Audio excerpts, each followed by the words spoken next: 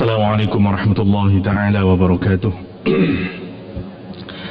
Alhamdulillah nahmaduhu wa nasta'inuhu wa nastaghfiruhu wa na'udzu billahi min sururi anfusina wa sayyiati a'malina. May yahdihillahu fala mudilla lahu wa may yudlil fala hadiya lahu. Asyhadu an la ilaha illallah wa asyhadu anna Muhammadan 'abduhu wa rasuluh alladzi balagha ar-risalah wa adda al-amanah wa nasaha al-ummah wa jahada fi sabilihi haqqa jihadihi.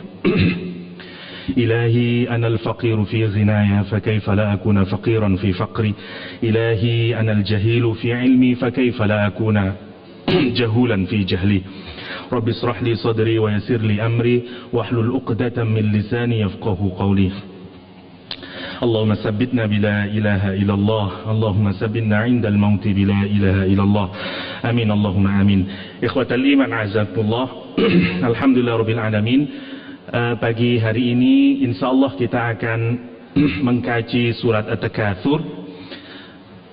Setelah kemarin kita mengkaji surat Al-Qari'ah, sebagaimana yang masih kita ingat, ada dua pasangan di dalam juz 30 yang Al-Quran bicara tentang akhirat, kemudian beralih ke dunia, akhirat lagi, beralih kepada dunia lagi. Az-Zalzalah, setelah Az-Zalzalah Allah bicara tentang dunia, yaitu yang pernah kita bahas Al-Adiyat. Setelah itu Allah berbicara tentang Al-Qari'ah, akhirat lagi, kemudian bicara tentang dunia lagi, At-Takatsur. Seakan-akan Allah ingin ngasih tahu kita bahwa kadang orang lupa akan akhirat. Jadi di Az-Zalzalah Allah bercerita tentang bagaimana dahsyatnya goncangan yang terjadi ketika bumi ini hancur, dan kemudian dikasih tahu salah satu penyakitnya ada di surat Al-Adiyat. Tapi kemudian Allah ngasih tahu lagi, karena kadang-kadang manusia masih lupa lagi, di surat Al-Qari'ah. Setelah surat Al-Qari'ah Allah ngasih tahu lagi penyakitnya nanti di surat At-Takatsur yang akan kita bahas insya Allah. Ini menarik, kenapa? Karena bentuk kesyirikan atau ketidakpedulian orang kepada Allah dan kepada hari akhir semakin hari semakin berkembang seirama dengan perkembangan otak manusia. Kalau dulu orang syirik dan kufur kepada Allah dengan cara yang amat sederhana, nyembah patung, nyembah kayu, nyembah pohon dan segala macamnya, hari ini makin berkembang, semakin dahsyat. Misalnya lagi sekarang ada aliran yang terkenal Scientology, misalnya orang yang tidak percaya kepada Allah, tidak percaya kepada hari akhir, bukan karena didasarkan atas kebodohan, tapi justru didasarkan atas sains, atas ilmu pengetahuan. Dan subhanallah, buku terbarunya Michio Kaku, salah seorang ahli fisika teoritis di New York Uni, orang ini jago sekali, tapi insya Allah ateis kalau saya tidak keliru. Dia bercerita di buku yang terbaru The Future of the Mind, masa depan pikiran manusia. Saintis di IBM ada 5 things in 5 years, in the 5 future, kata dia. Ada 5 hal yang diperkirakan di 5 tahun atau mungkin masa depan kita itu sudah mungkin akan terwujud. Salah satunya adalah nanti orang akan bisa membaca pikiran orang lain. Jadi kalau zaman dahulu ini mungkin hanya bisa dilakukan oleh orang-orang soleh. Misalnya kita datang kepada aulia Allah, kepada orang-orang soleh yang kita bilang weruh sak durungin pinarak misalnya. Nanti kita akan bisa mengetahui pikiran orang lain, apa yang ada di otaknya orang lain. Hari ini sudah bisa, cuman harus pakai helm. Ada helm EEG apa namanya. Jadi ini eksperimen yang sangat panjang dilakukan di New York Uni. Jadi orang dikasih helmnya gini, karena setiap kita berpikir dan sensasi apa, kita ingin apa, atau sedang kepingin sesuatu, itu mengeluarkan gelombang radio dan nanti ditangkap. Nanti bisa dirubah, oh yo awak iki seneng iki, dia kepingin mobil, ketahuan semuanya. Dan subhanallah, pengetahuan manusia sudah gila. Dia sudah bisa nanam chip di dalam otak manusia yang nanti bisa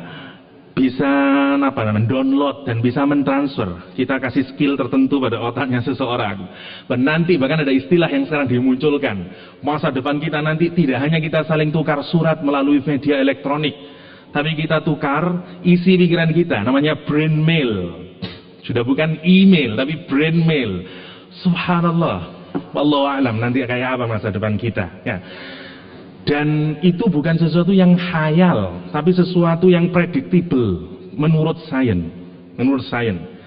Karena itu ada banyak orang yang dengan congkaknya kemudian tidak percaya dengan agama itu hanya untuk for the fools. Agama untuk orang-orang bodoh, hanya dan segala macamnya. Syirik seseorang makin hari makin menarik. Nih, saya ingin ngawali dari satu surat untuk renungan kita bersama-sama sebelum masuk ke At-Takatsur. Allah itu di surat Madaniyah kalau bikin masal selalu menunjukkan subjeknya.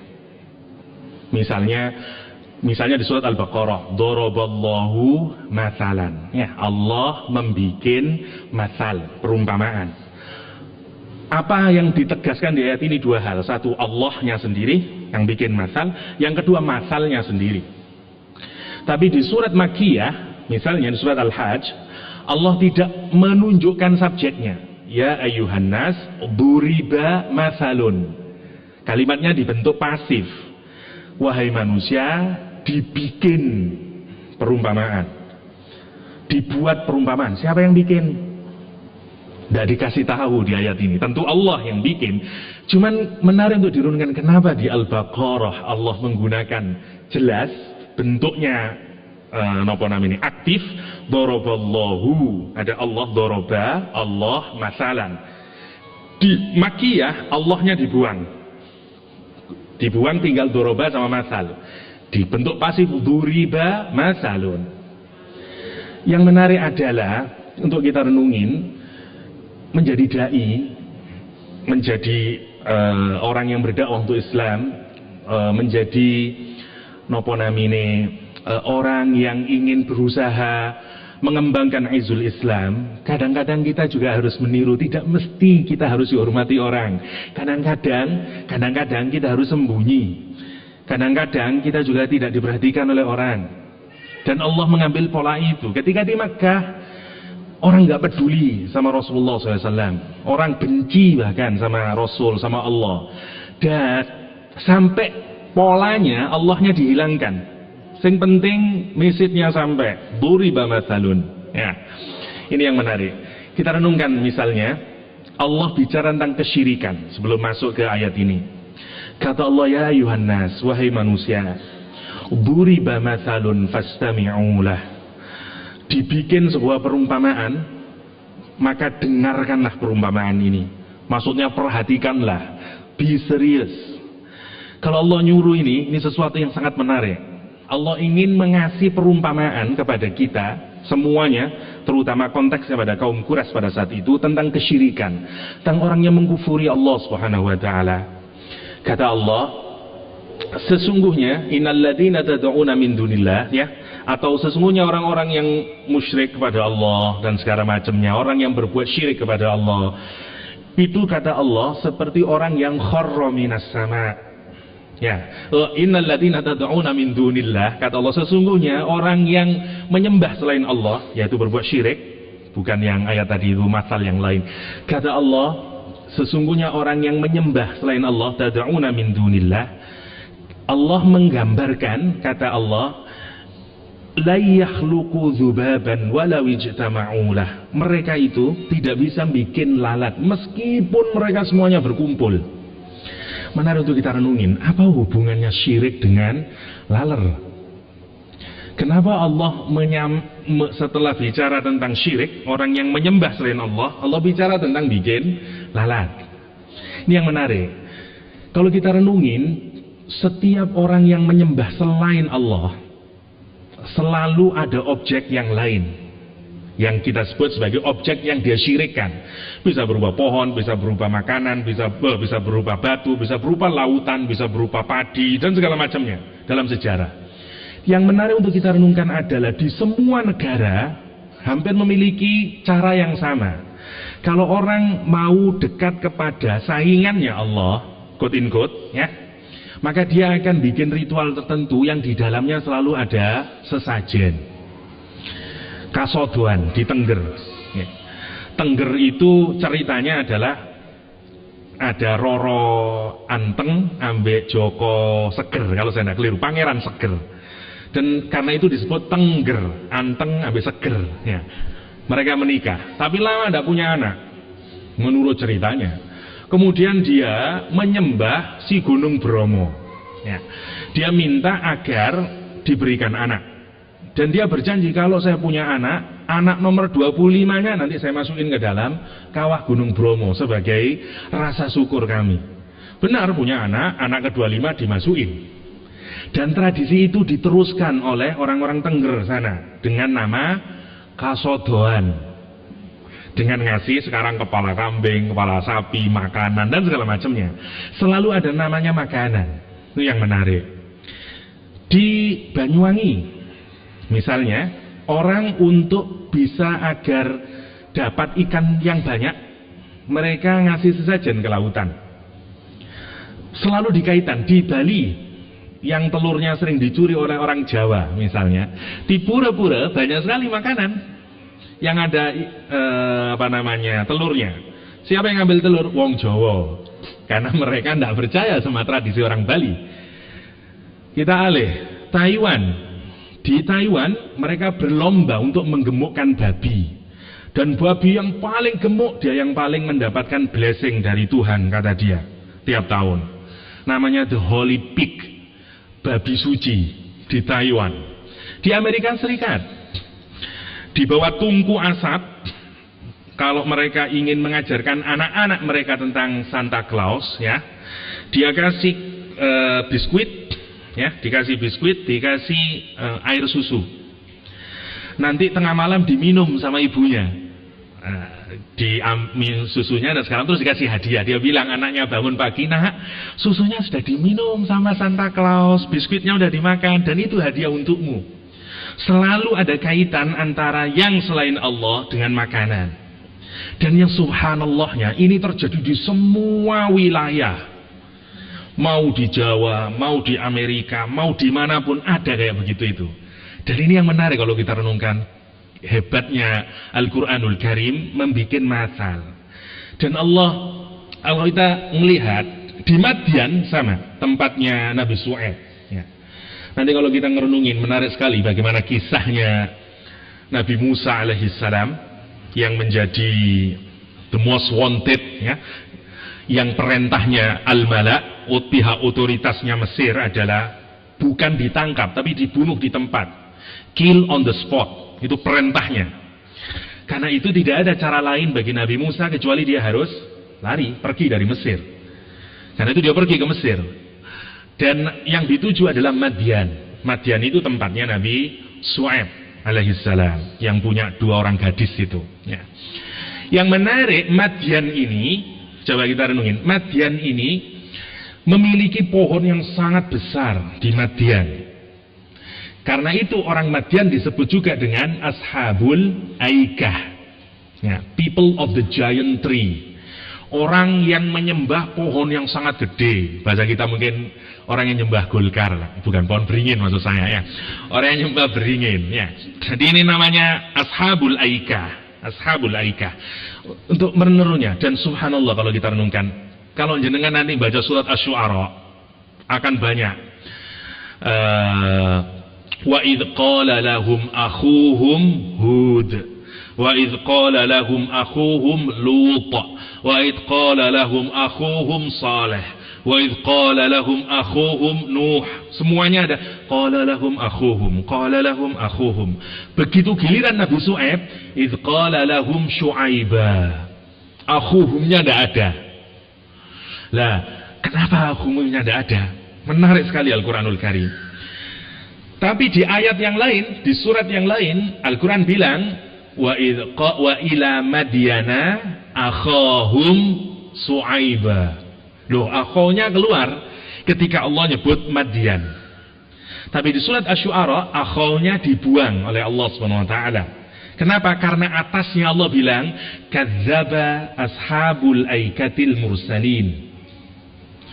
Ini yang menarik. Para ahli balaghah meneliti kenapa bisa demikian. Karena begini, Semua nabi itu berasal dari kaumnya. Nabi Muhammad dari Makkah. Mang dia saudaranya secara napa namine?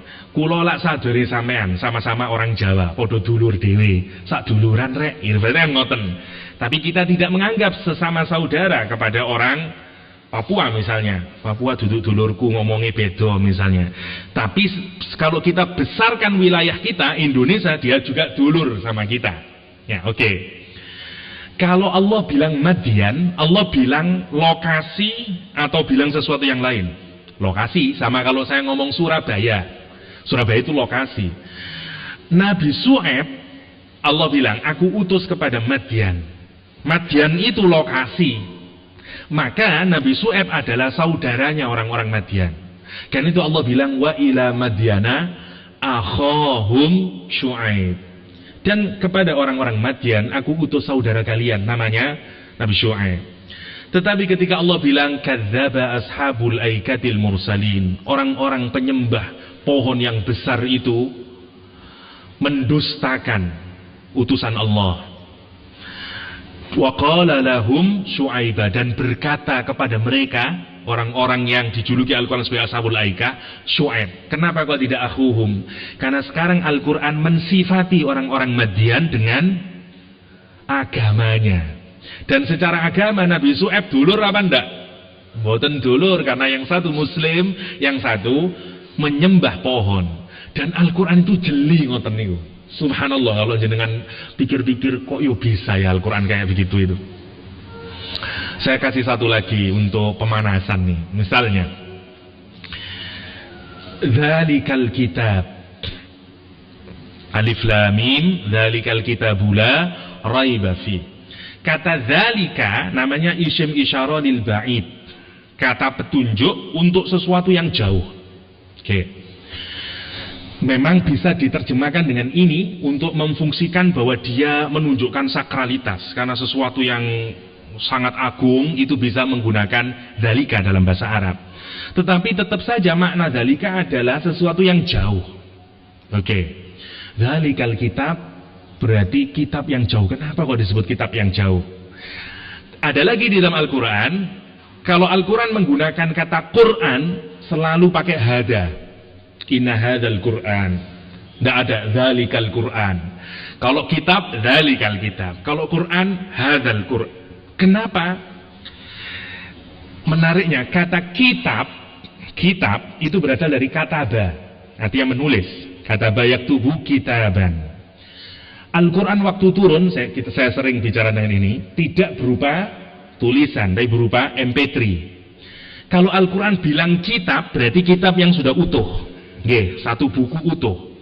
Di mana tempatnya? Di sana, di langit sana. Kitabim maknun, la yamassuhu illal mutahharun. Sana di langit Allah sana. Dan itu diproteksi oleh para malaikat. Jauh dia, dzalikal kitab. Kenapa? Agar jangan punya pikiran Quran ini datang dari bumi. Quran ini dari sono. Dzalikal kitab. Dia memang ditulis, tapi tidak di dunia. Fi kitabim maknun, la yamassuhu illal mutahharun, tanzilum min rabbil alamin. Dia dari sana. Oke. Tapi kalau Al-Quran bilang Quran, kenapa kok hadza, Pak? Oke. Quran berasal dari qara'a, artinya membaca. Kalau sampean baca di mana Qurannya? Ya di depan sampean. Mosok sampean maca langit kono, zalikal, enggak bisa. Baca itu di sini. Karena itu yang tepat hadzal Quran. Oke. Wow. Menarik. Tetapi ada juga ayat Al-Quran yang bilang hadzal kitab. Ini gimana ya? Salah berarti. Kenapa Quran kok bilang kitab ini? Kenapa kok bukan hadzal Quran, kok hadzal kitab? Wait, karena ayat selanjutnya Al-Quran menjelaskan hadzal kitab anzalnahu.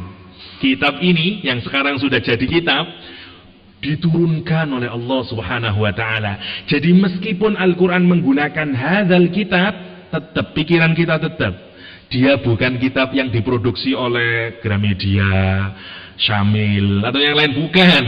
Tapi dia sana, dari langit sana, anzalna. Dan Al-Quran itu teliti kata ngoten itu. Kapan pakai dzalika, kapan pakai hadza, kapan, dan itu yang bikin kita sampai subhanallah. Itu Al-Quranul Karim. Al-Quranul Karim.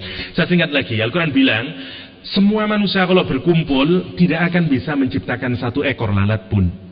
Terus Al-Quran bilang, wa iyaslubhumudz dzubabu syai'an, kalau si lalat ini mencuri makanan, yang tadi itu cookies, sesaji orang Banyuwangi, kasodoan atau apapun lah, dicuri set, miber, layastangkidhuhu min, maka kalian semuanya tidak akan bisa mengambil balik makanan itu dan menyelamatkan makanan itu.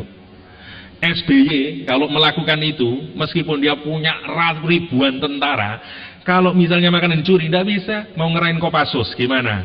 Tidak bisa ngelawan seekor lalat yang sedang mencuri makanan. Dan yang menarik, lihat, makanan yang diberikan kepada Tuhan selain Allah itu selalu dianggap suci dan tidak boleh dimakan orang. Kalau ada sesaji mau dimakan, Bu jaluk iki digawe pangeran misalnya, dibuat sesajen, tidak boleh dimakan kecuali ada ritus tertentu, setelah selesai baru boleh. Tapi prinsipnya dia tidak boleh disentuh karena dia milik Sang Yang Widi apalah dan segala macamnya. Itu yang menarik. Dan Allah lihat meremukkan teologi orang syirik dengan, bukan dengan melawan Allah sendiri, hanya Allah kirim laler yang dibangun berjuta-juta tahun, mulai teologi apapun lah, mau Hinduism segala macamnya, Allah kalahkan hanya dengan lalat. Yang menurut manusia, siapa yang menganggap lalat itu kuat? Enggak ada yang menganggap kuat. Tapi Allah hancurin teologinya dengan cara you yang merasa tidak percaya sama saya, terus kamu bikin tuhan-tuhan baru, you terus bikin makanan, terus lihat itu ada laler datang, udah diproteksi misalnya, laler itu kok ngambil dia. Dan dia disebut, dan dua-duanya tidak bisa memproteksi, baik yang mau menyembah dan Tuhan yang disembah nggak bisa. Tuhannya juga tidak bisa, laler ojo ambil juga tidak bisa dia. Al-Quran menyimpulkan du'ufat talib wal madlub. Subhanallah, sungguh talib yang mencari, wal madlub yang dicari, ya, baik Tuhannya, Tuhan-Tuhanan ini sama yang menyembahnya, dua-duanya lemah kata Allah. Dan subhanallah, satu ayat habis kesyirikan. Sebenarnya kalau orang mau berpikir, kalau kita mikirin kayak begitu nanti, ngelihat lalat akan berbeda kita.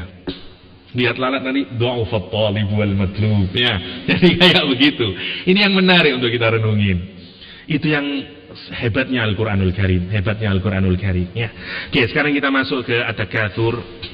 Ini berkenaan tentang kedunyan, bab kedunyan nih. Bismillahirrahmanirrahim. Alhaakumut takatsur hatta zurtumul maqabir, kalla sawfa ta'lamun, thumma kalla sawfa ta'lamun, kalla law ta'lamuna ilmal yaqin, latarawunnal jahim, thumma latarawunnaha 'ainal yaqin, thumma latus'alunna yawma idzin 'anil na'im. Alhaakum, alhaakum dari kata lahwun. Innamal hayatid dunya la'ibun walahwun. Sesungguhnya kehidupan dunia ini kata Allah isinya cuma dua, la'ib, play, permainan, walahwun, dan entertainment. Isinya dunia itu kata Nabi, lahwun wala'ib, ya, permainan. Kita ambil yang kedua, lahwun, entertainment. Makna awal dari kata lahwun adalah entertain. Yang pertama. Yang kedua, makna lahwun adalah yang membuat kita sibuk sehingga kita melupakan hal yang penting karena kita melakukan hal yang tidak penting. Membuat kita lalai, membuat kita distracted, membuat kita deluded, membuat kita lupa, diverted kepada hal yang penting karena kita sibuk melakukan hal yang tidak penting. Lihat, semua entertainment itu isinya nggih kados ngoten niku. Kita bisa lupa hal yang penting karena entertainment. Padahal kalau dipikir beneran nggih mboten wonten pentingnya. Contoh, saya pernah sendiri. Waktu zaman S2, saya pernah merasakan bagaimana lahwun niku. Ada telenovela yang sempat seharian saya tonton. Judulnya 24. Ceritanya tentang menarik memang. Wah, apa namanya? Action tentang ada tipu daya gitu nanti apa. Dan filmnya itu namanya 24. 24 ya benar-benar 24 jam filmnya. Jadi kalau nonton satu seri ya jam 1 sampai jam 1 lagi, namanya 24. dari Fox di Amerika, dan itu berseri-seri. Kalau saya tidak keliru mungkin 8 atau 9. Jadi lek sampean nonton itu 9 dino ning ngarepe TV tok ngeten iki. Sampai sak buyare. 9 hari. Namanya 24. Pun ditonton ya, ini kekeliruan saya zaman dahulu. Tapi maksudnya semuanya seperti menjadi tidak penting. Karena once kita nonton, waduh, ya apa terusannya ya? Ya apa terusannya ya? Cuman berhenti sholat nonton mana? Berhenti sholat nonton mana? Karena menariknya. Lihat, semua namanya entertainment gitu terus ngoten. Pada saat itu kita merasa penting. Apa terusannya itu? Koyok penting-penting. Setelah 1 bulan coba sampai renungin. Apa gunanya nonton 24 biyen nih kok? Belas gak ada gunanya kecuali lahun. Sekarang monggo kita renungi dalam hidup kita nih, kuatah no mboten lahun niku saambrek saambrek. Sama bahkan hal yang paling esensial yang mungkin kita rasa penting, news, berita. Sampeyan nek ndak nonton update MH3 ngene niku. Kebetulan kemarin saya baru pulang dari Malaysia. MH3 berapa niku? Nah, dan segala macam, koyok-koyok, waduh, dunia koyok apa ngono. Harus ketinggalan, oh, ini penting ini, update ini. Habis 1 minggu sama renungin, apa jane informasi yang penting dari MH tadi itu. Sampean juga nggak bisa berbuat apa-apa, nggak bisa ngapa-ngapain, tapi koyok, kenapa itu seperti saya anggap penting? Namanya lahun. Dan banyak hal yang kados ngeten iki. Namanya lahun. Lahun yang jelas satu sikap, perbuatan atau apapun saja yang membuat kita sibuk dan melupakan hal yang penting. Ini pun namanya lahwun. Oke. Alhaakum kata Allah membuat kita distracted, membuat kita sibuk dewe sampai melupakan hal yang penting, membuat kita lupa, membuat kita hancur. Apa yang membuat itu semuanya? Membuat kita lalai, biasanya disebut dengan lalai. Ya, terjemah mudahnya lalai. Lalai itu bukan berarti lupa, enggak. Jadi ada 2 hal yang mestinya ini yang penting, terus kita terlupakan karena kita sibuk di aktivitas yang lain, sehingga kita lalai. Itu maksudnya lahwun. Okay? Bahasa lebih mudahnya entertainment lah, untuk memudahkan kita, entertainment. Karena sifat entertainment kayak kados ngoten niku. Kados. Dan subhanallah ada orang yang hidupnya sepenuhnya entertainment. Kalau zaman jenengan orang-orang yang tidak punya akidah yang kuat, orang-orang yang tidak punya iman yang kuat, uripe niku pun ngoten tok. Dia nyari kerja 1 minggu, tujuannya cuma entertainment. Aku kudu nonton konser iko, aku kudu tuku iko, aku kudu kaos sing gambare Superman, aku kudu, dan semuanya itu entertainment. Jadi kalau jenengan pers uripe niku nol. Mung ketipu oleh iklan dan segala macam, nggak ada yang esensial dari hidupnya kecuali kepalsuan demi kepalsuan demi kepalsuan, dan terus nonton niku. Lah cuman reneng anak-anak muda terutama SMA ke atas dan segala macam. Nek ditonton uripe ku jane lahwun. Dari sama kadung seneng ke rock satu, ke band yang satu, dan dia jadi budaknya, dan dia membeli. Kerja ngoyo-ngoyo, tujuannya cuma untuk itu, dapat kasetnya, habis nyanyi dan segala macam, terus beli wah, terus kayak begitu itu. Dan itu lahwun. Dan tidak esensial bener. Kalau tidak percaya nanti, kalau sudah besar nanti direnungi, opo biyen sing tak lakoni iku ya. Aku sibuk ngejar ngene, ngoleksi sampai koyo lah aku ndak duwe kasete ungu lengkap, gak sempurna hidup saya. Berapa coba anak-anak muda hari ini, saya harus punya Pak, saya harus koleksi ini, dan kabehku semu. Kau ana manfaate jane. Nanti kalau sudah dewasa, opo jane ngono iku. Dan itu namanya alhaakum. Alhaakum, dan ini hati-hati.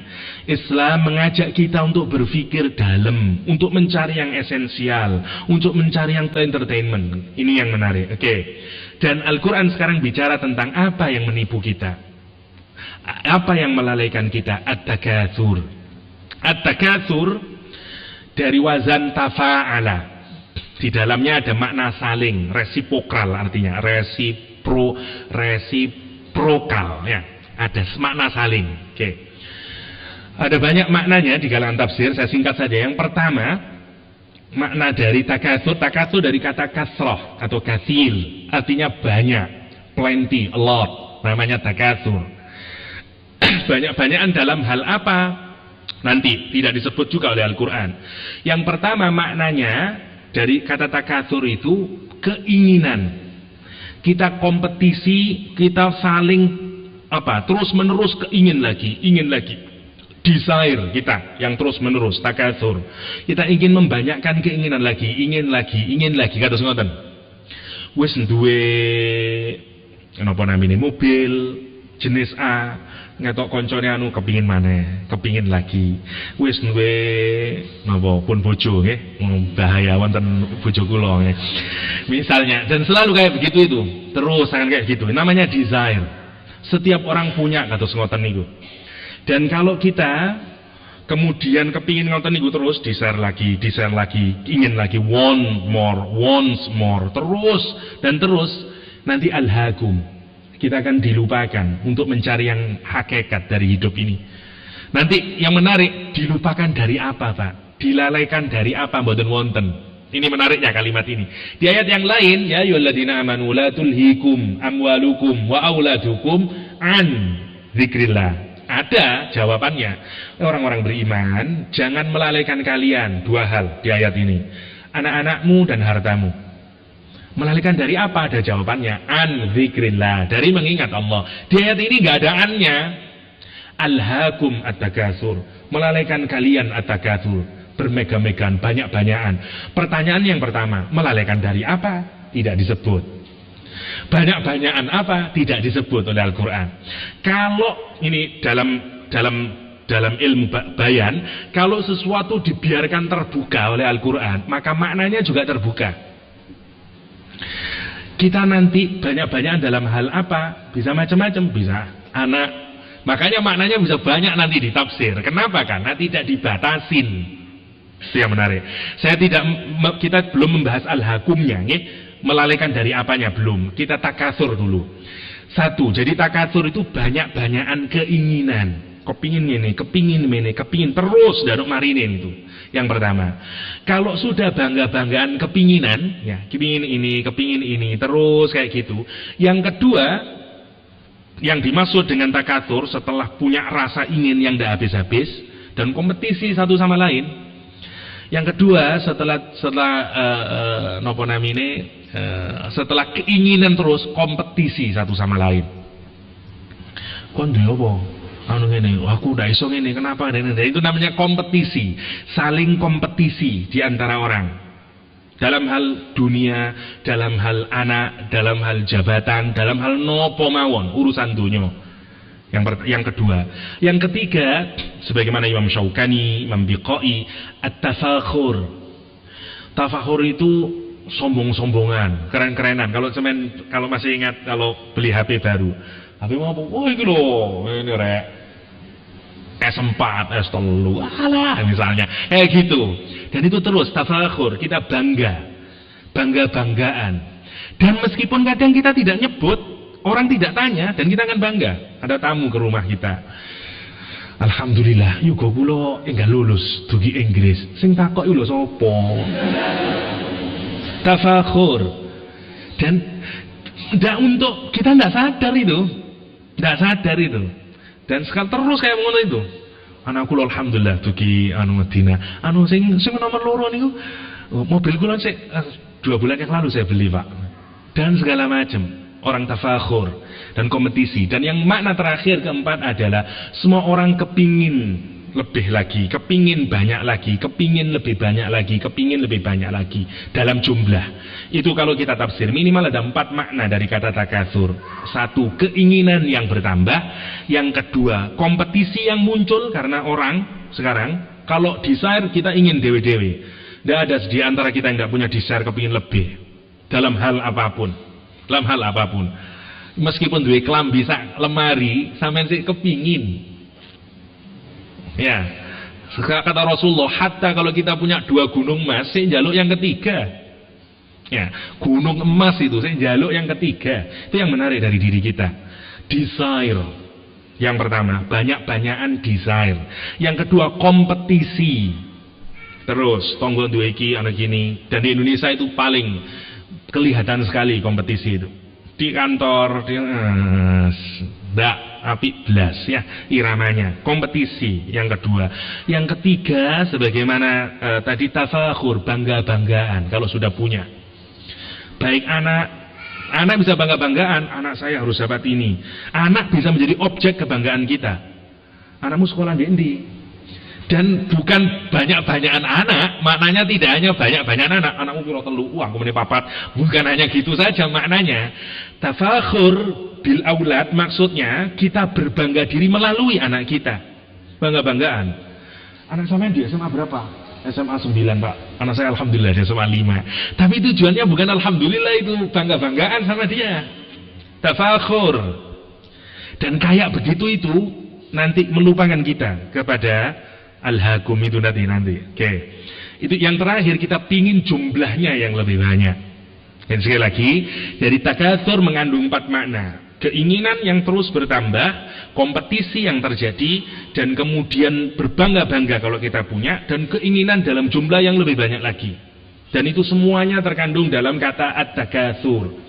Al-Quran menyebutkan kepada kita semuanya bahwa kalau kita punya takatsur, siapapun yang sedang berada dalam at-takatsur, baik ingin kompetisi, kepingin jumlah yang lebih banyak, nanti akan mengakibatkan al-hakum, akan melalaikan kita. Pertanyaannya, melalaikan dari apa? Para ulama juga ditafsir berbeda-beda. Pertama, melalaikan dari Allah SWT, dari mengingat Allah, sebagaimana di ayat yang tadi, kalau menghubungkan ke la tulhikum auladukum, kita akan bisa lupa kepada nopo male, kepada al-qari'ah di atasnya, kepada hari kiamat, sampai lali, koyok-koyok kata tidak mati. Kalau orang sudah punya desire, dia terus numpuk, dan segala macam. Nanti kisah Qarun cukup bagi kita untuk memahami betapa orang itu kalau sudah dihinggapi at-takatsur lupa semuanya. Sa'labah, dia bilang lana shadaqanna wa lanakunanna minas shalihin. Dia datang kepada Nabi Muhammad, saya jadikan seorang, nanti kalau saya sudah dikasih rizki, saya pasti akan sedekah dan pasti saya akan menjadi orang saleh.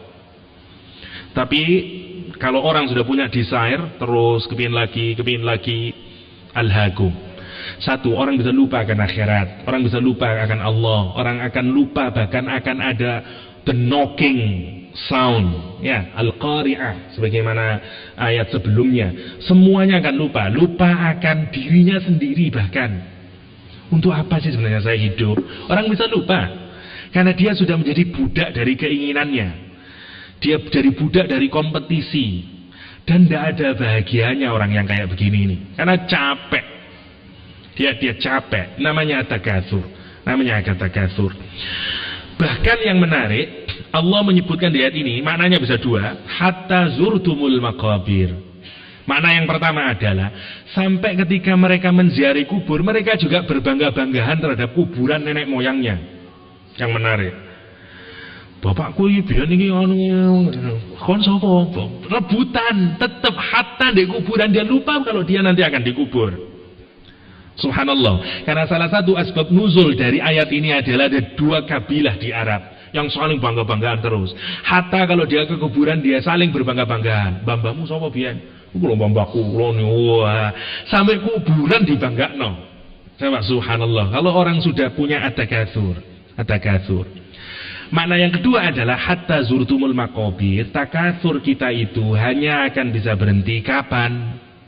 Hatta zurtumul maqabir. Sampai zurtum dari kata zara, menziarahi. Menziarahi to meet. Nah, to go and meet itu namanya zara. Kita pergi untuk menjumpai. Makna yang kedua dari kata zara, memeluk sebenarnya dalam bahasa Arab klasik. Jadi, kapan sampai kita datang kepada maqabir? Maqabir dari kata maqbarah, tempat kuburan namanya. Namanya maqbarah, jamaknya maqabir. Sampai kita datang ke kuburan dan kemudian kita menyadari, ya Allah, sebagaimana di hadis ya, yang banyak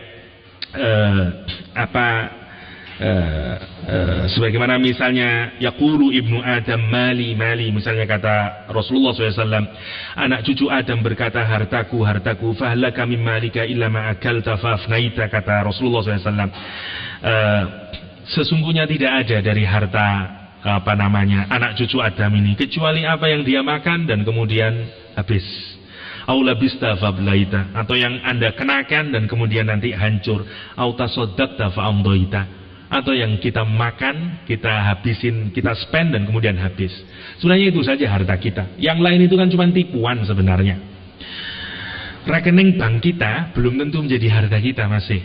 Yang hakikat dari harta kita adalah apa yang kita makan, apa yang kita pakai, dan apa yang telah kita spend, yang telah kita keluarin dari harta kita. Itulah milik kita. Yang ada di tabungan, di rekening itu belum tentu. Kalau kita mati, miliknya siapa dia? Istri dan anak-anak kita. Dan dia bukan milik kita. Mung jari ini milik kita. Kalau orang bisa ngerenungin kayak begitu, insya Allah rada anteng hati ini. Jadi rezekine yo padha ae. Sedina wong mangan yo ping 3. Mung beda nungcu pikiran yang berbeda. Yang dia merasa punya miliaran di bank, saya ndak punya. Tapi kan itu nanti sing dipangan bendinone lah padha ae janjane. Ya, dan itu yang mau diingatkan kepada kita bersama-sama oleh Allah Subhanahu wa taala di ayat ini. Nggih. Kita agak singkat nanti untuk melihat alhaakumut takatsur hatta zurtumul maqabir. Melalaikan kalian at-takatsur hatta zurtumul maqabir, sampai kalian menziarahi kuburan. Dan ini juga salah satu aspek positif dari berziarah kepada kuburan, ya.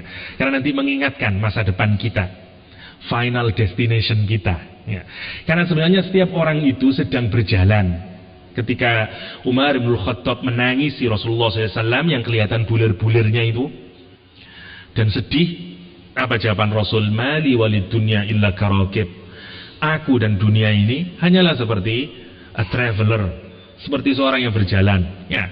Kemudian istadalla tahta zil, kemudian tahta sajarah, kemudian aku ngiup di bawah pohon. Roha wa tarokaha, istirahat sebentar kemudian aku tinggalkan. Ada orang yang berjalan menuju satu tujuan, kemudian dia capek istirahat di bawah pohon yang butuh lama banget. Boten wonten, paling banter 1-2 jam.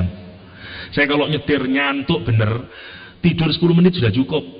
10 menit tidur, bangun lagi, insya Allah udah fresh.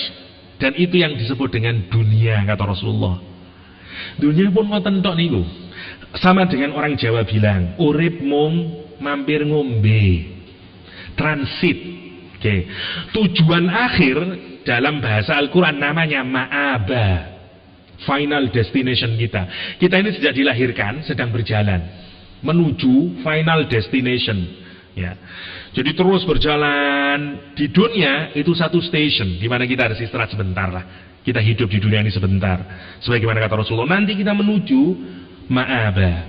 Faman syaa'a takhadha ila rabbih ma'aba. Inna jahannama kanat inna jahannama napa? Napa di surat An-Naba niku. Inna lil muttaqina mafaza.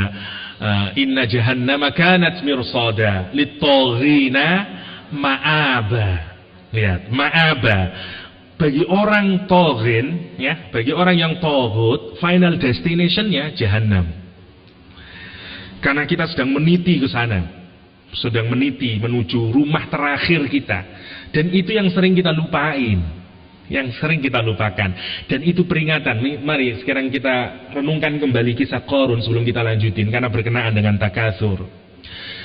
Qarun adalah orang yang berkhianat terhadap kaumnya sendiri. Ibarat sekarang dia menjadi spy, menjadi intelijen untuk mengetahui orang Bani Israel. Meskipun dia orang Bani Israel, karena itu dia dapat uang banyak dari Fir'aun dan dia menjadi kaya dengan cara itu.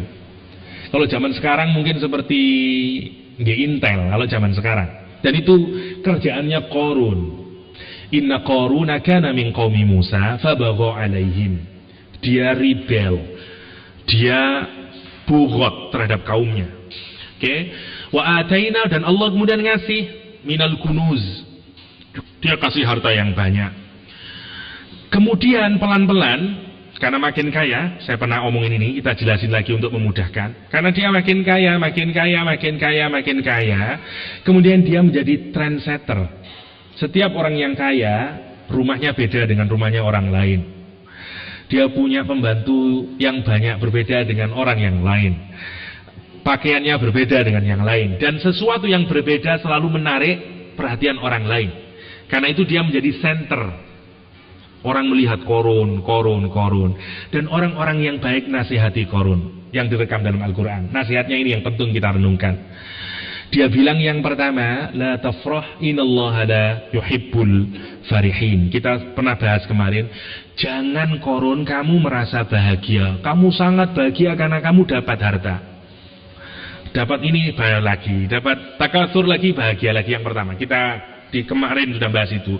Yang kedua, saya tidak ulang lagi untuk yang farah. Yang kedua, peringatannya kaumnya Korun kepada Korun, kata dia, wabtaghi fima atakallahu darul akhirah. Kata dia, kamu kan sudah dikasih oleh Allah harta benda ini, gunain harta bendanya itu untuk akhirat sana, untuk ma'abah, untuk final destinationmu itu. Jangan gunain harta ini hanya untuk di dunia ini. Itu maksudnya. Gunain yang di sana sampai ke darul akhirah. Kan rumah yang akhir. Jangan rumah di sini, tapi rumah di akhir. Dan itu nasihat yang dianjurkan dalam Al-Quran. Bahwa harta kita, dunia kita harus menjadi means, menjadi alat kita untuk sampai ke darul akhirah. Ke darul akhirah. Karena itu peringatannya. Dan biasanya orang itu kalau sudah mikir akhirat, seringkali seakan-akan dia tidak boleh bahagia di dunia.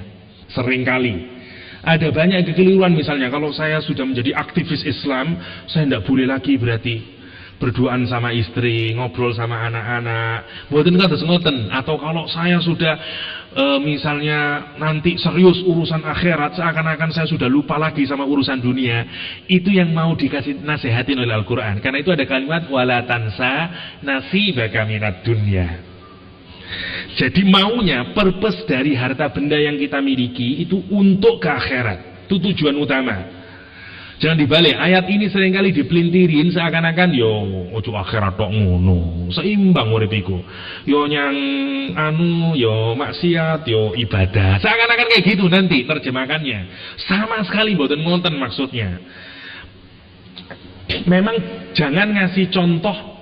Misalnya kita kalau melihat tokoh-tokoh dalam dunia Islam, banyak yang memang susah untuk kita tiru karena mereka ini nopo namine kasus spesifik. Kados Abu Bakar As-Siddiq yang mensedekahkan seluruh hartanya, Umar bin Khattab yang mensedekahkan separuh hartanya. Niki memang katakanlah kasuistik, orang-orang yang sudah di paling ujung sana, dia paling top dan susah menurut ukuran kita untuk kita tiru.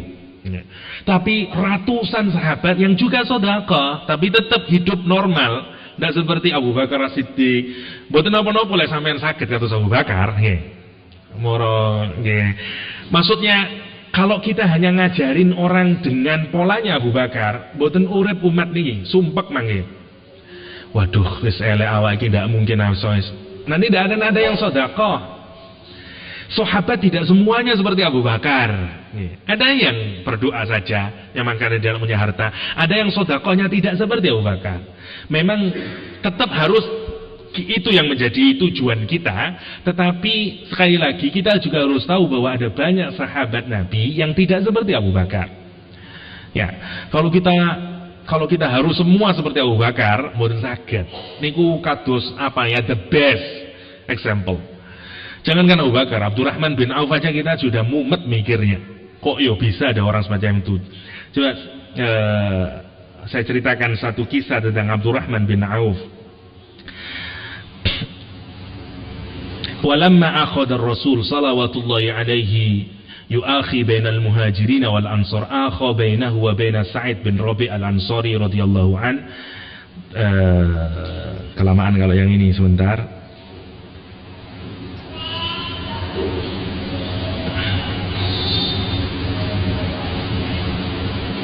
Oke. Wa fi yaumi Uhud, ya, pada hari Uhud, sabata hina zulzilatil aqdam wa samada hina farrul mana ini?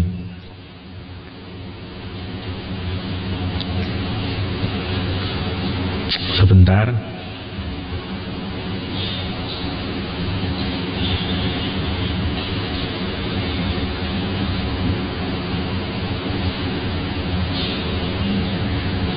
Saya senang cerita ini untuk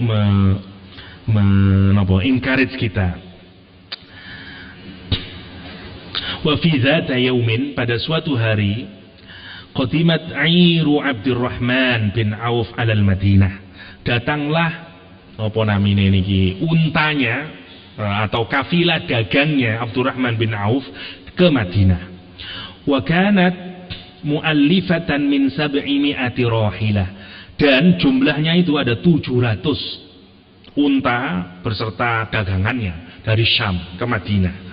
700 unta, pun dipikir isine unta tok mawon pun pinten niku. 700 kali unta satu sekarang berapa? Kalau sapi katakanlah 10 juta, unta bisa berapa itu? 700 ekor unta. Ni'ma 700 rahilah wa hiya tahmilu ala dhuhuriha al-mirah wal mata wa kullu ma yahtaju ilaihi nas. Dan di setiap punggung unta itu terdapat nopo, gandum, mata, ya, sesuatu yang bisa dinikmati, barang perbekalan, dan apa saja yang dibutuhkan oleh manusia. Kullu ma yahtaju ilaihi nas. Ya. Fama iddakhallatil Madinah hatta rujjatil ardu biha rajja wa sumi'a laha dawiyyu wa dajjah. Dan karena sangat banyaknya 700 ekor unta beserta semua isinya ini membuat suara gaduh di Madinah. Orang ngelepasin, nurunin dan segala macam. Dan sampailah suara itu ke kamarnya Aisyah radhiyallahu anha. Kejadian ini Rasulullah sudah meninggal dunia, sudah wafat. Ya. Faqalat Aisyah ridwanullahi 'alaiha. Berkata Aisyah, "Ma hadhihi rujjah?" Suara apa? Suara gaduh apa itu? Faqila laha, dan dikatakan kepada dia, "Airun li Abdurrahman bin Auf." Itu suara unta perdagangannya Abdurrahman bin Auf.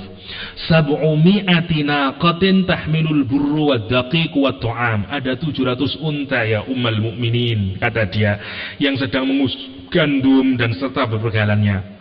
Faqalat Aisyah, dan Aisyah kemudian berkata, "Barakallahu lahu fima a'tahu fid dunya." Semoga Allah memberkahi apa yang sudah diberikan Allah kepada Abdurrahman bin Auf di dunia ini. Wala thawabul akhirati 'azim, akan tetapi pahala di sisi akhir, di akhirat sana itu jauh lebih besar lagi. Falaqad sami'tu, kata Aisyah, sungguh aku mendengar, kata Aisyah radhiyallahu anha, Rasulullah SAW, aku mendengar dari Rasulullah SAW, yaqul yadkhulu Abdurrahman bin Auf al-jannah habwa. Aku mendengar langsung dari suamiku Rasulullah SAW bahwa Rasulullah berkata Abdurrahman bin Auf nanti akan masuk surga merangkak. Padahal sebelumnya kalau kita lihat generousnya Abdurrahman bin Auf, subhanallah, dia pertama kali di perang Tabuk kalau saya tidak keliru 2000 uqiyah emas dia sumbangin. Dan terlalu banyaklah sedekahnya Abdurrahman bin Auf ini. Kemudian setelah dikasih Aisyah ngomong begini kepada pembantunya, aku dengar Rasulullah SAW bersabda Abdurrahman bin Auf akan masuk surga dengan merangkak.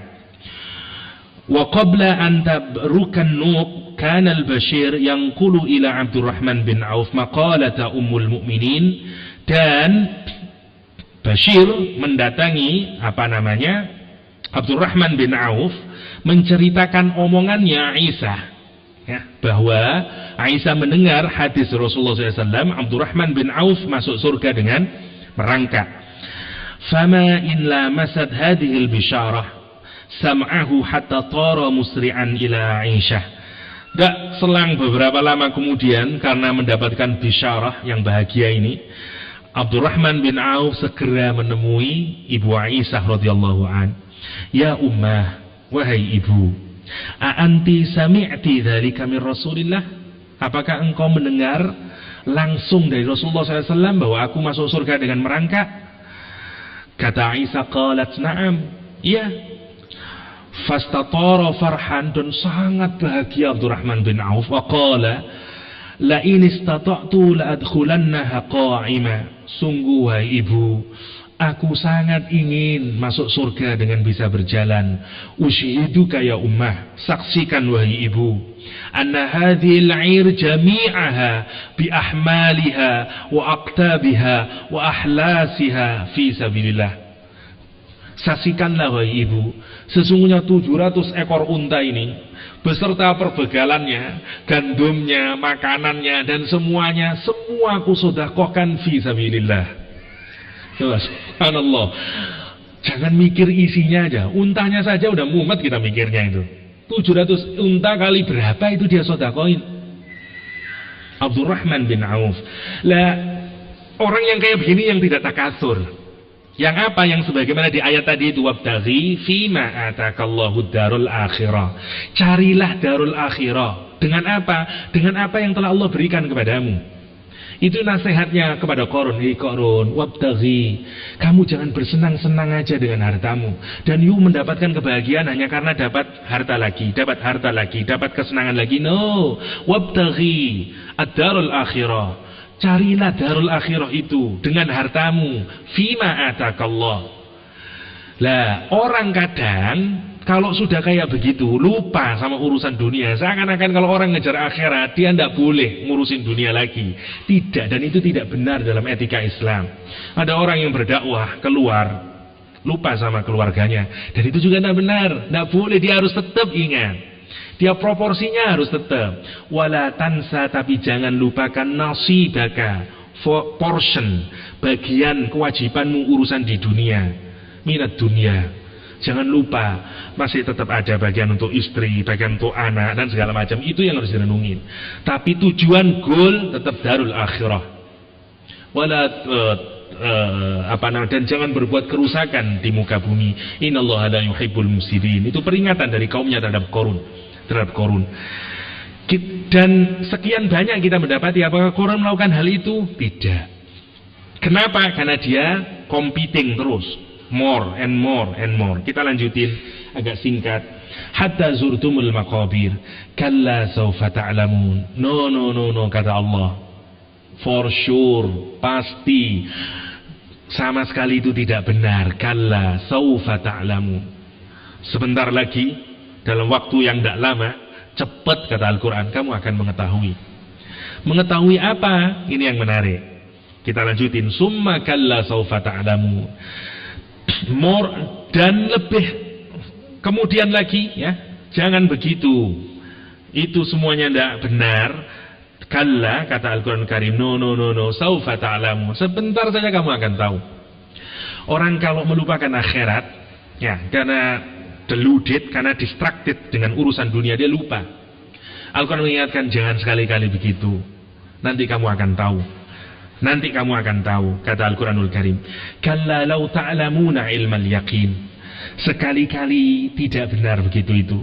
Kata Al-Quran, law ta'lamuna ilmal yaqin. Kalau seandainya law itu artinya law penyesalan. Seandainya saja, seakan law untuk menunjukkan sesal, regret, itu namanya law di ayat ini. Kalla law ta'lamuna ilmal yaqin. Seandainya kalian itu mengetahui dengan ilmu yaqin. Yang menarik dulu, itu kita renungin begini. Yakin itu bahkan kadang-kadang seakan-akan di atas iman. Yakin itu pengetahuan yang membuat informasi yang sudah sangat final dan kita tidak ada keraguan sedikit pun. Ya, jadi kayak kayak full conviction, sangat kita meyakini, namanya yakin. Dan tidak bisa lagi dibantah dan segala macam. Itu namanya keyakinan, yakin. Oke. Al-Quran menyatakan yang pertama ada 3 jenis yakin, ya, ilmul yakin, ainul yakin, haqqul yakin. Oke. Al-Quran pertama bilang, kalau seandainya kamu tahu ilmul yakin, you akan menyesal kalau terus-menerus takasur. Gini, kenapa orang masih tidak mau sama akhirat, tidak mau sama percaya sama Allah, tetap melakukan maksiat? Karena dia tidak mau ilmu yakin, maunya dia ainul yakin.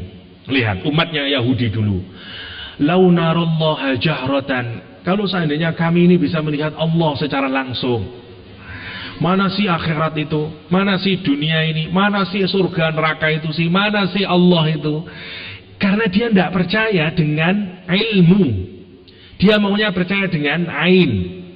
Lihat, orang-orang yang tidak iman, atau orang-orang yang tidak percaya sama akhirat, orang-orang yang tidak percaya kepada Allah, kepada hari akhir, kepada surga, kepada neraka. Kenapa? Karena mereka masih menyaksikan.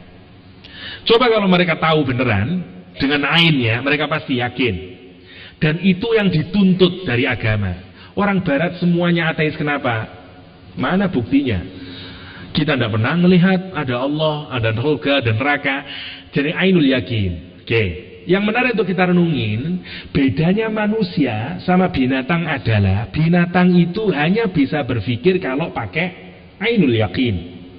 Manusia itu jenis makhluk yang lebih tinggi dari binatang. Dan manusia itu hanya butuh ilmu yakin. Bagi yang pinter, contoh beginilah, untuk saya mudahin. Kalau kita ngajarin anak kita, dan anak kita pinter, cukup dengan ilmu yakin. Nah, tambah-tambahan itu seperti dibagi, nak.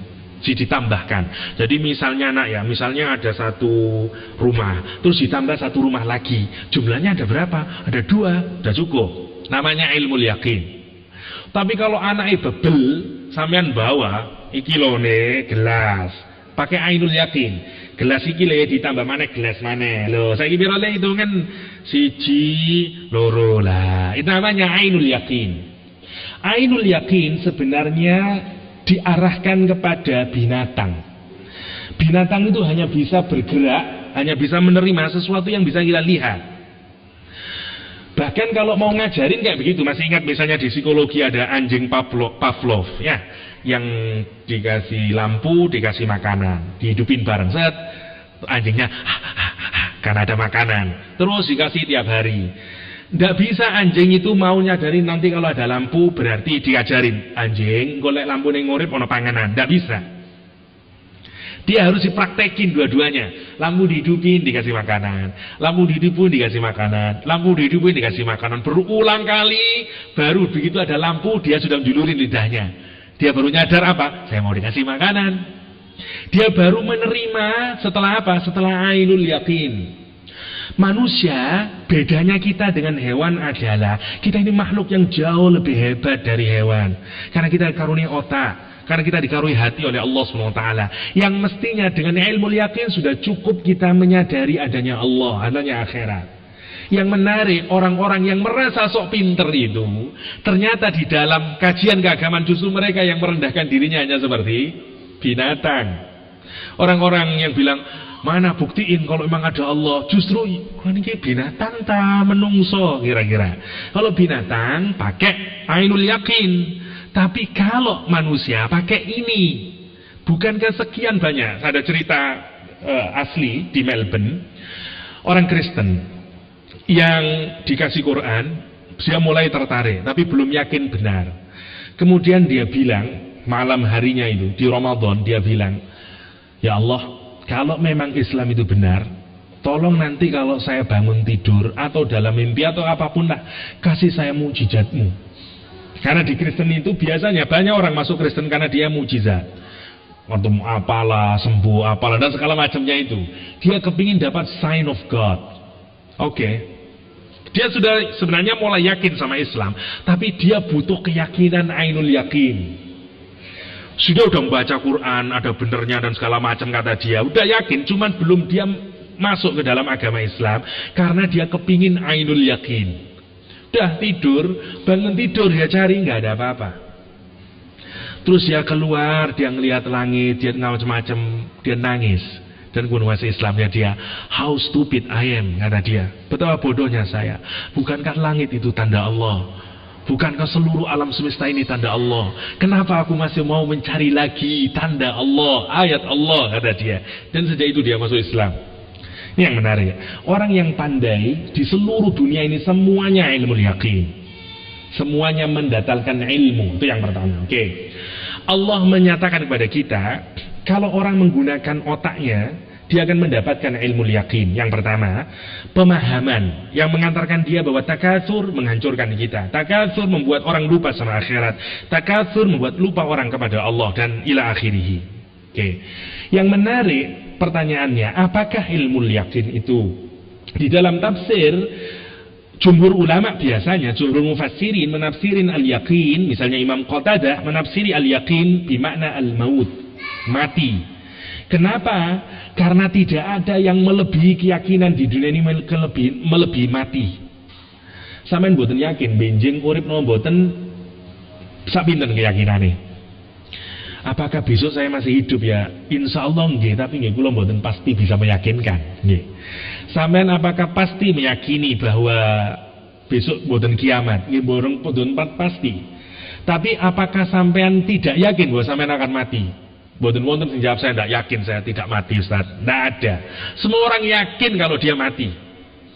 Entah kapan, tapi dia yakin di dunia ini tidak ada ilmu yang lebih diyakini oleh manusia, pengetahuan yang lebih diyakini oleh manusia bahwa dia akan mati. Karena itu ulama menafsirin al-yaqin di sini bimakna al-maut.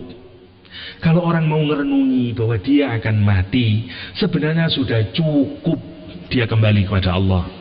Bahwa dia akan cukup tidak terus menerus ngurusin dunia, ngejar terus takasur. Itu maksudnya ilmul yaqin.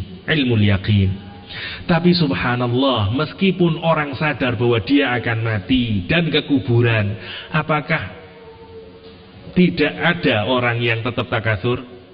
Tetap mawon wonten. Karena kadang-kadang lupa. Berbagai banyak Al-Quran menyatakan kafa bil mauti wa'idho, sudah cukup sebenarnya kematian itu jadi pengingat kalian. Seandainya tidak ada Quran, nggak ada apapun, nggak ada petunjuk, kalau kita menggunakan akal kita melihat ada orang mati, sudah cukup mengingatin kita sebenarnya. Lek saja dipikir temenan. Karena itu mendatangkan keyakinan urip niki mung kados ngeten. Nanti kalau kita ini ujungnya cuman 2 kali 1 meter. Siapapun kita, pangkat setinggi apapun kita, kaya apapun kita, endingnya kita masuk ke liang kubur. Itu saja sebenarnya hakikat hidup. Dan kalau sudah masuk ke liang kubur, itu yang akan ngerem kita, takasur kita. Itu kata Al-Quran. Dan itu sebenarnya ilmu yakin. Pengetahuan itu nggak bisa, nggak ada errornya sedikit pun. Dan yang menarik enyet, banyak orang yang masih tidak percaya dan tetap takasur. Itu yang disebut dengan lau ta'lamuna ilmal yaqin. Kaya iso awakmu itu lau ta'lamuna ilmal yaqin. Padahal semua orang experience kematian demi kematian kita tahu, tapi tidak menggugah kita. Itu makanya kata Sayyidina Ali, aku heran. Tidak ada hal yang ditinggalkan pasti oleh manusia melebihi dunia, tapi dia terus mencarinya. Dan tidak hal yang pasti akan menemui dia itu kematian, tapi dia melupakannya. Kata Sayyidina Ali. Ini dipikir-pikirnya temenan ya. Dunia ini pasti ditinggalkan, tapi dikejar seakan-akan kita tidak meninggalkannya. Kematian pasti kita temui, tapi kita lupakan seakan-akan kita tidak menemuinya. Benar kata Sayyidina Ali. Karamallahu wajhah. Ini yang benar untuk kita renung. Kalla lau ta'lamuna ilmal yaqin. Yang kedua, kata Al-Quran, la tarawunnal jahim. Al-Quran kemudian menunjukkan kalau orang belum bisa sadar dengan ilmu yakin di dunia tentang akhirat, maka nanti pasti 3 kali Allah bilang pasti dan pasti kalian akan melihat jahim. Jahim salah satu nama neraka, diambil dari kata juham. Juham adalah tatapan mata singa yang hendak menangkap mangsanya. Dan dia tidak akan, kalau ada singa mau menangkap mangsa, dia tidak akan melepaskan pandangannya. Dia bergerak ke kanan, dia bergerak ke kanan, ke kiri, dia bergerak ke kiri. Dan itu bayangannya neraka. Orang kalau berbuat salah, bawaannya malu bertatapan. Mana yang betul percaya, suami Anda atau istri Anda kalau dia berbuat salah, tatap dia isin. Sepurane mas. Gelok naku, sepurane mas. Kalau kita punya murid, salah dia tunduk. Tatap saya, mohon maaf, nangis dia. Karena watak orang bersalah, dia menghindari tatapan mata. Lihat, jahim neraka, dia mengintai kita, dia tidak mau ngelupasin kita. Mau kemana kita? Kita mau sembunyi set, itu namanya jahim.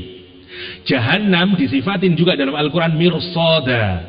Inna jahannama kanat mirsada. Mirsad itu seperti benteng kalau dalam peperangan, yang tempat ngintai terus Nah, kayak gitu, itu namanya mirsad.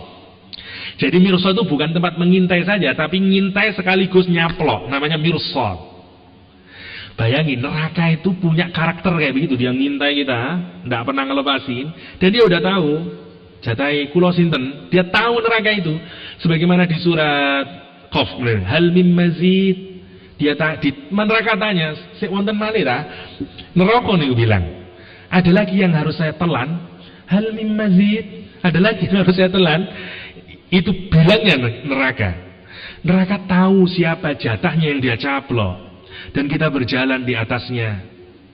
In kuntum illa wariduha, kata Al-Quran. Setiap orang pasti akan melewati neraka. Menuju mana? Final destination, ma'aba kita. Kalau ternyata ma'abanya neraka, dia jatuh. Kalau ma'abanya al-jannah, dia akan terus, dia sampai ke sana. Kapan membuat orang lupa ke sana? Kalau dia takatsur. Takatsur yang membuat orang ke neraka. Dan dia diintai oleh jahim. Kalau you tetap tidak percaya bahwa takatsur itu melalaikan kamu kepada Allah, lupa ingat Allah, lupa ingat akhirat, you akan terus dikejar oleh dunia ini terus menerus. Ingat, kalau kematian tidak membawamu sadar, kalau ilmu tentang keyakinan ini tidak membuat kamu sadar, oke. Kalau yang kamu yakini hanya yang bisa dilihat, nanti kamu akan melihat, kata Allah. Tapi bukan kamu saja yang melihat, kamu akan dilihat oleh jahim, oleh neraka itu. Dan kemanapun you bergerak akan diintai oleh Allah. Inna jahannama kanat mirsada lit-taghina ma'aba. Berapa lama nanti akan di sana? Labithina fiha ahqaba. Selama-lamanya di sana. La yadhukuna fiha bardan wala syaraba. Di sana tidak dikasih oleh Allah bardan, even sedikit pun cooling breeze, ya, hembusan angin yang dingin, nggak dikasih oleh Allah. Wala syaraba, even seteguk air tidak dikasih oleh Allah. Seteguk air tidak dikasih, wala syaraba, tidak dikasih, sampai bengok-bengok. Wanada ashabun nari ashabal jannah, berteriak-teriak penduduk neraka kepada penduduk surga, an afidu alaina minal ma', kasih kami setetes air, kasih kami seteguk air, wahai penduduk surga. Dan tidak dikasih karena semuanya diharamkan oleh Allah. La yadhukuna fiha bardan wala syaraba. Dikasih minuman karena memang orang minta minuman, tapi apa minumannya? Illa hamiman wa ghassaqa, dikasih air yang bergolak dan nanah campur darah. Illa hamiman wa ghassaqa. Pikiran kita terus bilang, kok kebangetan ya Gusti Allah ya, kenapa sih kok dari itu? Allah cepat-cepat bilang jazaan wifaqa, itu balasan yang setimpal. Saya tidak melebihi, saya tidak ngurangin. Jangan pernah berpikir Allah berbuat zalim ketika menghukum. Allah tidak seperti guru SD sampean yang mukul bangetan, plak, itu kebangetan. Bung saya ndak itu Pak, saya dipukul. Itu hukuman manusia berangkat dari kemarahan. Memang Gusti Allah pernah marah? Boten. Allah kalau menghukum kita bukan karena Allah marah, bukan, tapi sesuai itu amalan kita, konsekuensi dari amalan kita. Jazaan wifaqa. Setelah itu apa? La yadhukuna fiha bardan wala syaraba illa hamiman wa ghassaqa jazaan wifaqa. Subhanallah. Kenapa mereka kayak begitu? Innahum kanu la yarjuna hisaba. Dulu dia di dunia tidak pernah punya harapan ada kalkulasi kayak begini ini. Gini, orang punya harapan karena meyakini. Ya, misalnya kata ngeten, mau saya nonton undian. Sekarang Pepsodent akan ngasih undian, yang menang dapat mobil. Sampean yakin Pepsodent ini perusahaan api misalnya. Unilever.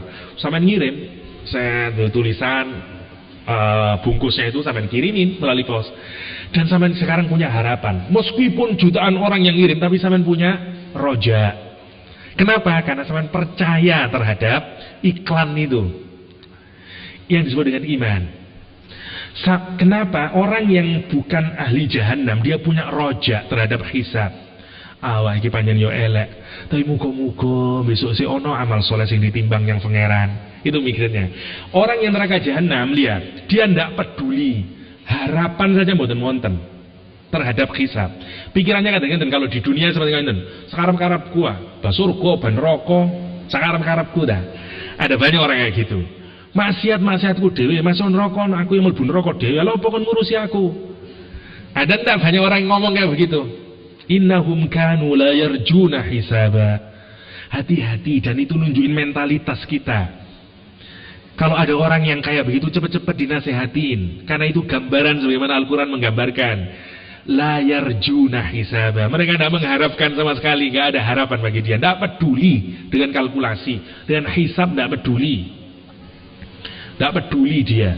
Tidak peduli, itu yang harus kita renungin dengan kata Allah, la tarawunnal jahim. You akan melihat nanti, la tarawunnal jahim.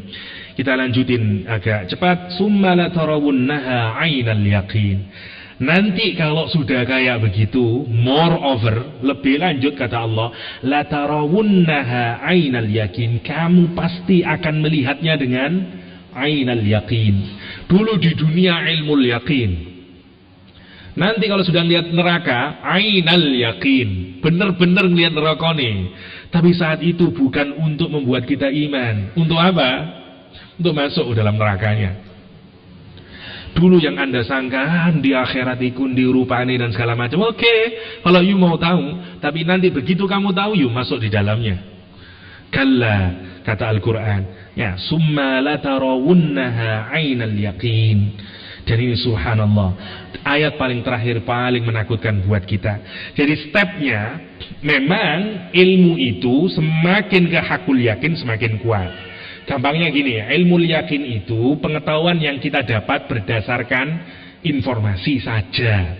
Ainul yakin adalah informasi yang kita dapatkan berdasarkan penglihatan kita. Hakul yakin eksperimentasi yang kita lakukan, yang kita alami sendiri. Contoh gampangnya, ada aliran listrik di sini. Saya dikasih tahu, Pak, itu ada aliran listriknya lah, ilmu yakin. Ainul yakin adalah ono temane sampean nyekel. Nah, itu ainul yakin. Hakul yakin sampean dhewe sing nyekel. Nah, itu hakul yakin namanya. Mana yang lebih yakin? Hakul yakin apa ilmu yakin? Hakul yakin ngrasakno dhewe. Ya, sampean dikandani nikah iku enak rek, ilmu yakin. Koncone sampean sing nglakoni, sampean nontok ainul yakin. Lah lek sampean dhewe sing nglakoni hakul yakin. Kayak begitu tingkatan ilmu itu. Sama kalau kita ma'rifat pada Allah dengan ilmu, Allah itu Rahman, Allah itu Rahim, itu namanya ilmu yakin. Tapi kalau sampean ainul yakin bermakna musyahadah, sampean ngalamin Allah itu benar-benar Rahman, sampean alamin itu perasaannya. Allah itu Ghani, sampean alamin dicucuri rahmat oleh Allah. Itu berbeda dengan orang yang hanya tahu Allahur Rahman, Allahul Ghani. Berbeda. Misalnya seperti gampangannya seperti bahwa Allah itu ada, seperti yang pernah saya alami, yang pernah saya ceritakan, ndonga kabul. Itu berbeda, namanya musyahadah, berbeda rasanya. Apalagi nanti kalau benar-benar ainul yakin ketika di akhirat, berbeda lagi. Dan itulah tingkatan keyakinan yang dialami. Rasulullah SAW sudah hakul yakin. Sayyidina Ali bilang, kalaupun tidak ada surga dan neraka, imanku tidak akan turun. Sayyidina Ali, bangga ono neraka dan anak surga, imanku tetap wis koyo ngene iki. Dia sudah tidak dipengaruhi oleh apapun, sudah hakul yakin. Lek sampean saya tanyain, lek kira-kira ndonok surga, ya nopo kira? Insya Allah buatan 5 waktu kalau saat ini ya 7 waktu misalnya ya, ini yang akan berbeda karena kita berbeda motivasinya. Mungkin masih di dataran ilmu yakin dan segala macamnya kalau kita lihat pentahapan keyakinan seseorang. Tapi bukan itu maksud ayat di sini. Kita bisa bawa ke arah sana, ke epistemologi ilmu dalam Islam. Tetapi ayat ini sebenarnya ingin mengajak kita bahwa kalau kita mengaku manusia, informasi itu sebenarnya sudah cukup untuk mengantarkan kita iman kepada Allah. Jangan takasur. Tetapi informasi itu bisa membuat kita lupa. Kapan? Buat kita terlupakan. Kapan jika kita takasur? Yang terakhir, Allah mengingatkan kita dengan ayat ini sangat menakutkan untuk kita semuanya. Summa latus'alunna yauma idzin 'anin na'im. Kemudian nanti kalau kita sudah meninggal dunia, latus'alunna. 3 kali Allah membuat penguatan. Temenan, sumpah. Kamu pasti akan ditanya, kata Allah SWT. Kamu dimintai pertanggungjawaban yauma idzin, pada hari nanti, dari kiamat, anin na'im, dari na'im. Saya ingin jelasin na'im dulu. Nanti kata Al-Quranul Karim dijelaskan, ya, kata Rasulullah SAW, kullu man su'ila yaumal qiyamah faqad halaka. Siapa saja yang ditanyain di hari kiamat nanti, pasti dia celaka kalau dimintai pertanggungjawaban oleh Allah. Yang menarik untuk kita renungin adalah kata na'im ini di dalam berasal dari kata ni'mah. Ni'mah itu kenikmatan, ya. Pluralnya an'um atau ni'am. Al-Quran di sini tidak bilang summa latus'alunna yauma idzin anil an'um misalnya, atau anin ni'am, tapi anin na'im, atau juga bukan anin ni'mah, juga bukan, tapi na'im dikasih ya tengahnya. Na'im itu berbeda dengan ni'matun. Na'im itu sesuatu nikmat yang kita rasakan terus menerus, yang seakan-akan nikmat itu sudah biasa kita dapatin. Seperti minum air, kita bisa berjalan, bangun tidur, mata sudah langsung melek, dan kita bisa tahu apa-apa, telinga yang bisa mendengar, dan semuanya, itu semuanya naim. Nikmat yang continuous, yang terus menerus.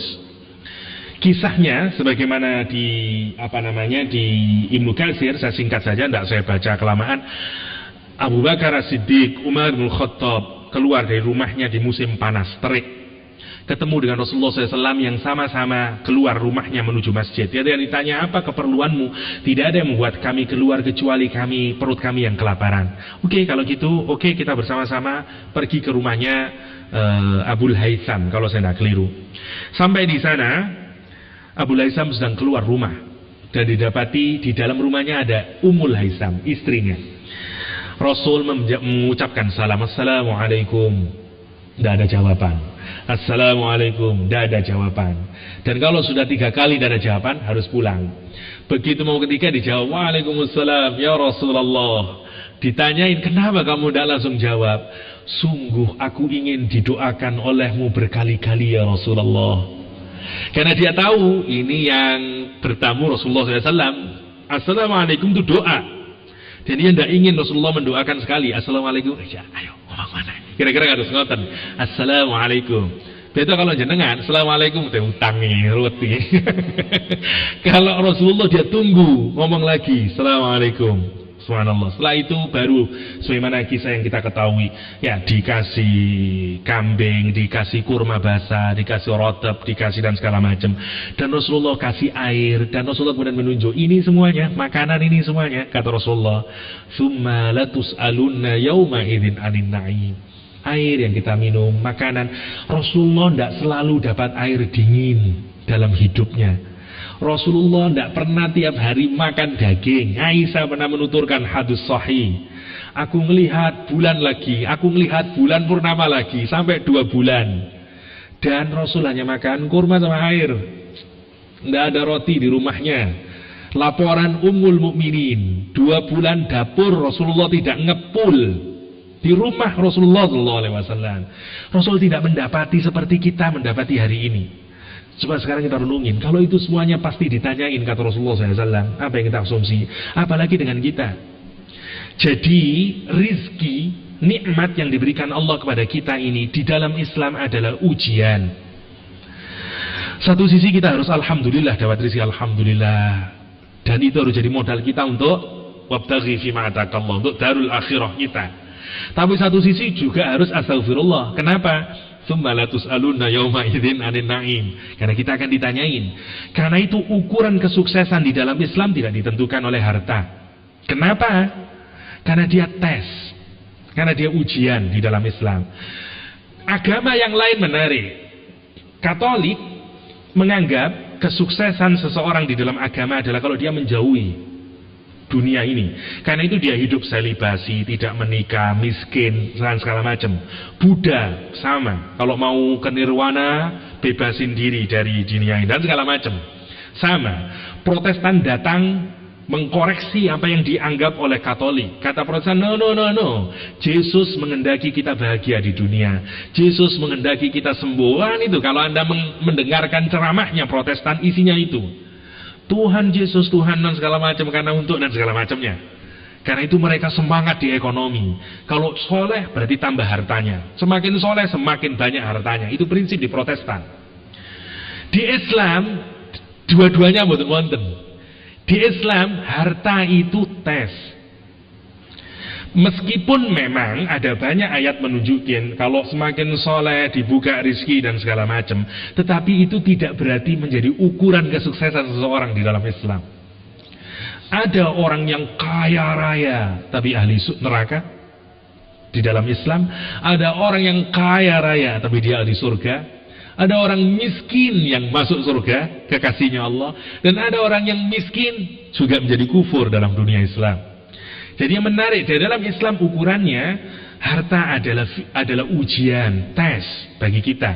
Karena itu Al-Quran bilang, la tulhikum amwalukum wa auladukum. Kita jangan sampai harta dan anak-anak kita. Ini yang menarik kalau kita renungin. Di dalam Islam tidak diikat oleh harta. Memang harta itu khair, kita baik, ya. Dan harus diminta kepada Allah SWT. Harus kita jadiin untuk darul akhirah. Tapi sekali lagi ada tanggung jawab yang besar dari harta yang kita miliki. Kalau tidak kita gunakan di jalan yang benar. Abdurrahman bin Auf, orang kaya raya. Sami Abdurrahman mumet Abdurrahman bin Auf itu. Setiap saya ngasihkan harta saya tidak kurang, malah tambah banyak lagi. Saya itu kepingin, karena Abdurrahman bin Auf tahu kesadaran summa latus aluna yauma idzin anin naim. Bahasa sekarang itu, I want to get rid of it. Saya mau ngabisin semuanya ini. Lihat, kita ini dibolehkan iri oleh Allah terhadap dua hal. Salah satunya adalah orang yang diberikan oleh Allah harta dan dia disibukkan untuk menghancurkan hartanya dalam hadisnya. Jadi dia disibukkan untuk halakatihi, bahasa hadisnya. Jadi dia bukan seperti Abdurrahman bin Auf, dia kepingin ngabisin hartanya, tapi setiap dia ngabisin datang lagi lebih banyak lagi. Dan dia sampai, itu yang dialami oleh Abdurrahman bin Auf. Ya, ini yang harus kita renungin dalam-dalam. Jadi harta di dalam dunia Islam hukumnya sifatnya tes, ujian bagi kita. Bisa membuat kita derajatnya naik, bisa juga membuat kita derajatnya buruk.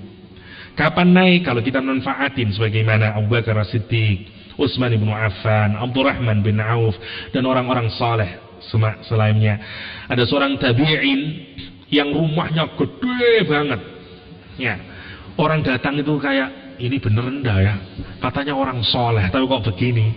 Ternyata apa tujuannya? Kenapa dia punya rumah yang megah dan besar, seluruh fasilitasnya lengkap? Karena kata dia, saya ingin semua orang yang belajar hadis dari saya, yang belajar ke saya, dia tidak butuh hotel, dia tidak butuh apapun, tidak butuh makan, semua saya jamin sendiri.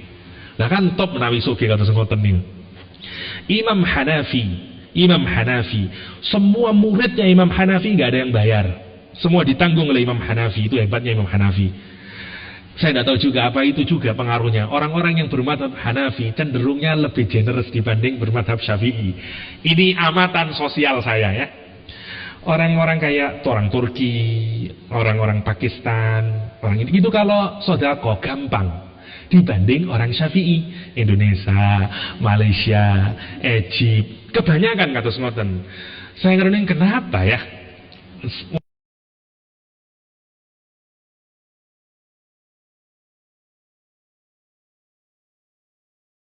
Allah alam, tapi kalau jenengan orang Turki banyak yang tidak sholat seperti orang-orang Islam, tapi kalau urusan sodako cepat mereka itu yang saya heran. Tidak sholat, tapi kalau sodako gampang nih kok. Lah Indonesia kan menarik, tidak sholat tambah tidak sodako kan kalau Syafi'i. Dan memang kalau kita lihat Imam Hanafi itu dia ini bisnismen. Karena bapaknya bisnismen, dia ikut dan cerdas anaknya. Suatu saat di pasar ketemu orang soleh, dia lihat anak ini pinter banget, cerdas banget. Dia bilang, bapak apa ndak sayang anaknya ini kalau hanya untuk berdagang? Dia brilian anaknya. Kalau dia ngurusin agama Allah, wah ini hebat ini. Dia pikir benar-benar juga desain untuk belajar agama. Dan benar karena dia orang cerdas. Tapi apakah Imam Hanafi ninggalin bisnisnya? Tidak. Cuman sekarang dia menaruh orang. Dia punya banyak kalau bahasa sekarang toko lah, franchise perdagangannya, dan itu semua ditaruh sama dia. Murid-muridnya kepada dia nggak ada yang bayar, semua dibiayai oleh Imam Hanafi sendiri. Yang nopo jadi murid ngaji dewe nyantri free dan semua dijamin oleh Imam Hanafi. Itu yang menarik kalau kita renungin. Kita kepingin harta yang kayak demikian itu. Oke. Jadi naim di ayat ini adalah semua nikmat yang diberikan Allah yang sifatnya terus menerus. Ya, itu akan ditanyain. Bahkan yang seakan-akan kita tidak rasakan. Ya, udara yang kita hirup, ya, air yang kita minum. Makanya kata Rasulullah, hattal ma'ul barid, sampai air yang dingin yang kita itu akan dipertanyakan oleh Allah Subhanahu wa taala. Semua akan pertanggungjawaban oleh Allah Subhanahu wa taala. Lihat ayat ini indah sekali, diawali dari takatsur, diakhiri dari tanggung jawab. Semua kita ingin punya desire, punya keinginan hidup lebih baik lagi, kepingin banyak harta lagi dan segala macam. Tidak ada yang salah dari itu. Sepanjang apa? Sepanjang tidak melupakan kita kepada tujuan hakikat kita. Tidak lupa kepada Allah, tidak lupa kepada hari akhir, tidak lupa berbuat baik dan segala macamnya. Tapi ingat, salah satu penyakit dari takatsur, kalau kita sudah bermegah-megahan terus, kita akan lupa itu semuanya. Hatta kematian tidak bisa mengingatkan kita. Orang yang sudah diserimpung oleh dunia, dia lupa. Bahkan kematian tidak bisa mengingatkan dia. Satu-satunya yang bisa mengingatkan dia adalah nanti, kalau dia sudah melihat neraka jahim. Dan pada saat itu dia tidak bisa lagi bertaubat, kecuali dia akan dilumat oleh neraka jahim. La tarawunnal jahim thumma la tus'alunna yauma idin anin naim. Kira-kira itu yang ingkang saged kula seringaken, mugi-mugi wonten manfaatipun. Hadanallahu wa iyyakum ajma'in. Wassalamualaikum warahmatullahi wabarakatuh. Waalaikumsalam warahmatullahi wabarakatuh. Jazakallah Ustaz. Alhamdulillah, luar biasa kajian pada pagi hari ini. Semoga ya, menambah keyakinan kita akan kebesaran Allah, sehingga makin taat kita kepadanya dan makin takut kita bermaksiat kepadanya. Mungkin cukup ya, ya cukup. Mohon doa penutup Ustaz.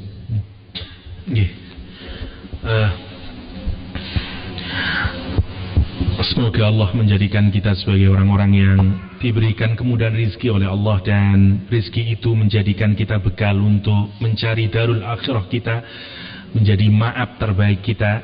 Dan semoga harta itu tidak menjadikan kita menjadi lalai akan akhirat kita, akan ending dari kehidupan kita. Amin Allahumma amin. Allahumma salli ala Sayyidina Muhammad wa ala ali Sayyidina Muhammad walhamdulillahi rabbil alamin.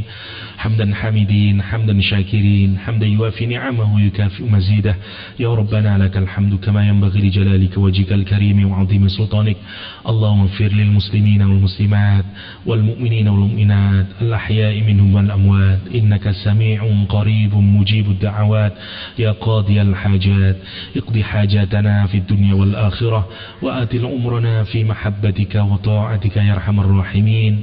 Allahumma ij'alna min jundika fa inna jundaka هم الغالبون، وجعلنا من حزبك فإن حزبك هم المفلحون، وجعلنا من أوليائك فإنهم لا خوف عليهم ولا هم يحزنون.